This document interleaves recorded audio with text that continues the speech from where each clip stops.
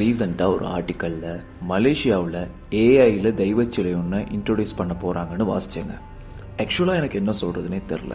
ஒரு மனுஷனை ரீப்ளேஸ் பண்ணுறதுக்கு ரோபோட், ஏஐ அப்படி இப்படின்னு இருக்குது. ஆனால் கடவுளை எப்படிங்க ரீப்ளேஸ் பண்ண முடியும்? மலேசியாவில் அந்த கோயிலில் வைக்க போகிற அந்த ஏஐ தெய்வச்சிலை கிட்ட பேசலாமா? அதுவும் அதுக்கு பதில் சொல்லுமா? சீரியஸாக யோசிச்சு பார்த்தா காலப்போக்கில் இந்த இன்டர்நெட் டெக்னாலஜி இதெல்லாம் தான் கடவுள்ன்ற நம்பிக்கையில் பாதி சனம் இருக்குல்ல. ஏஐ ஒரு கடவுள், அது ஒரு மதம்னு கூட மனுஷங்க மாறுறதுக்கு வாய்ப்பு இருக்குல்ல. அப்படின்னா அதை உருவாக்குறவங்க, இந்த டெக்னாலஜியை கையாளுறவங்க ரேஞ்ச் எங்கே இருக்குன்னு கற்பனை கூட பண்ணி பார்க்க முடியலைங்க. இங்கே கடவுளை நம்புறவங்க கோடிக்கணக்கில் இருக்கிறாங்க. அப்படிப்பட்ட கடவுள் நேரில் வந்து பேசினா என்னென்ன ஆகும்? கண்டிப்பாக எதுனாலும் நம்பிடுவோம்ல. அந்த மாதிரி ஒரு விஷயத்த பண்ணுறதுக்கு எப்படி ஒத்துக்கிட்டாங்கன்றது தான் இப்போ கேள்வியே.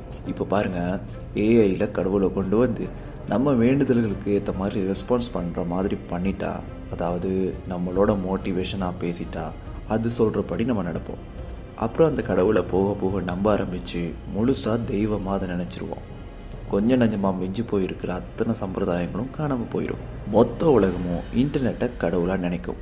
இந்த மாதிரி நிறைய விஷயங்கள் கொஞ்சம் கொஞ்சமாக மாறும். அப்புறம் இந்த ஏஐ எதை ரெக்கமெண்ட் பண்ணாலும் அதை வாங்க பழகிடுவோம். காலப்போக்கில் கடவுளையும் வச்சு பிஸ்னஸ் பண்ணுறதுக்கான ஒரு ஆரம்ப புள்ளி இதுதானே எனக்கு தோணுதுங்க. நீங்கள் சொல்லுங்கள், ஏஐயில் கோயிலில் தெய்வ சிலைகள் வைக்கிறது நல்லதா கெட்டதா? கமெண்ட் பண்ணுங்கள்.